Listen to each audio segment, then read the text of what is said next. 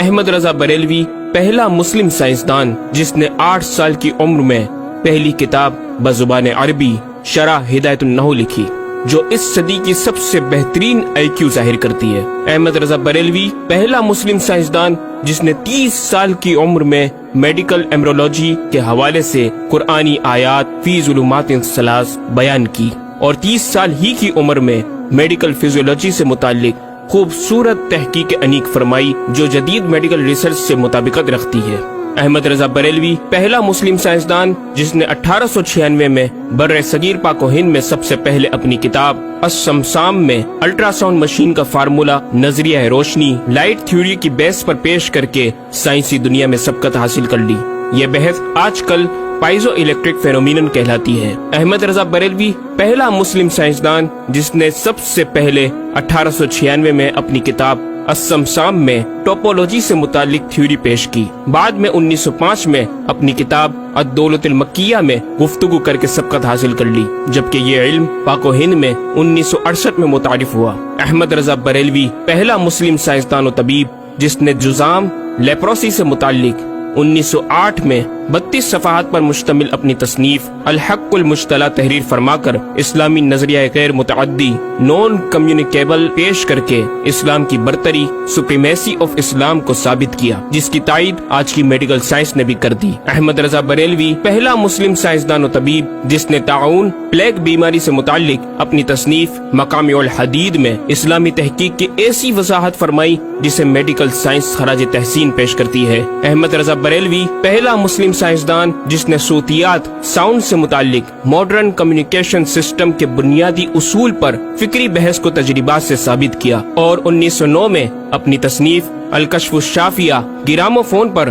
تلاوت قرآن سننے کے جواب میں تحریر فرمائی اور تحقیق کی کہ آوازیں فضا میں موجود ہیں۔ مفکر اسلام نے اس رسالے میں ابتداً فوٹوگرافی اور فونوگرافی کا فرق ظاہر کیا، نیز ساؤنڈ تھیوری پیش کر کے کان کی ساخت anatomy of the muscles tensor اور ایئر آؤٹر اور مڈل کو سماعت کے لیے ضروری بتایا، جس کی تائید جدید فزیکل سائنس نے بھی کر دی ہے۔ یہ بحث آج کل ڈیمپڈ ہارمونک موشن کہلاتی ہے، جبکہ علم صوتیات پر آپ کی ایک اور تصنیف البیان الشافیہ حکم فونوگرافیہ بھی ہے۔ احمد رضا بریلوی پہلا مسلم سائنسدان جس نے وضو اور غسل کے پانی پر پوچھے گئے ایک چھوٹے سے سوال کے جواب میں فزکس کے موضوع پر فلوئڈ ڈائنامکس سے متعلق تصنیف الدقۃ والتبیان 1915 میں لکھ کر جدید سائنسی اور فقہی انداز سے تحقیق کے انمول موتی بکھیرے اور پانی کی 307 اقسام بیان کی، اور ایک کتاب النور والنورق تحریر فرمائی جس میں پانی کی فزیکل پراپرٹیز کو 43 قسموں میں تقسیم کیا۔ اس طرح پانی کی کل 350 اقسام کا بیان ہوا۔ یہ بیان صرف اعداد میں نہیں بلکہ ہر ایک قسم کا نام اور اس کا شرعی حکم بھی بیان فرما کر اور ان پر بحث کر کے ماہرین کو ورطۂ حیرت میں ڈال دیا۔ احمد رضا بریلوی پہلا مسلم سائنسدان جس نے 1335 ہجری میں منرل فزکس کے تحت تیمم کے مسائل پر مٹی اور پتھر اسٹونز کی تحقیق فرما کر ایک کتاب المطر السعید تصنیف فرمائی، جو کائنڈز آف منرلز پر تحقیق کرنے والوں کے لیے ایک بہترین گائیڈ ہے۔ امام نے اپنی اس کتاب میں زمین کی اجناس منرلز کی 311 اقسام گنوانے کے بعد لکھا، یہ 311 چیزوں کا بیان ہے۔ 181 سے تیمم جائز جن میں 74 منصوص اور 107 زیادات فقیر ہیں، اور 130 سے ناجائز جن میں 58 منصوص اور 72 زیادات فقیر۔ ایسا جامع بیان اس تحریر کے غیر میں نہ ملے گا، بلکہ زیادات درکنار اتنے منصوصات کا استخراج بھی سہل نہ ہو سکے گا۔ احمد رضا بریلوی پہلا مسلم سائنسدان جس نے